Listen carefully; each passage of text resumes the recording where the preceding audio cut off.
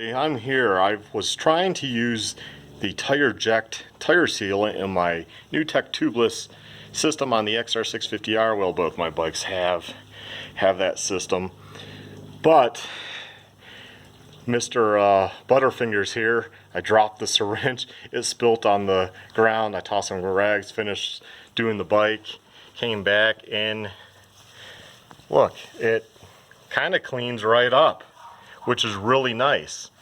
Now I happen to have this on the shelf. I figured this is a good impromptu video. Let's see what happens with slime on the floor, because we all know this stuff is messy. Okay, there's some slime. Here's some clean paper towels, and need to clean it up.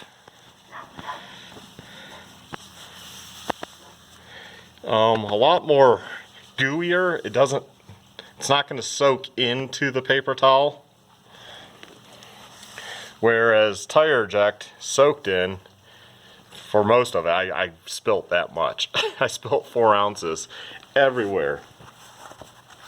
I figured we'd see how this video is. So another paper towel, clean up the tire slime.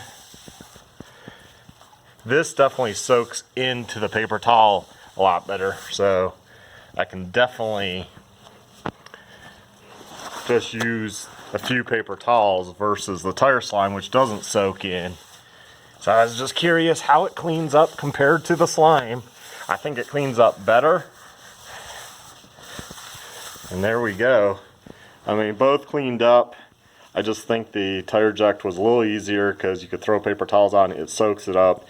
The slime's not going to soak it up.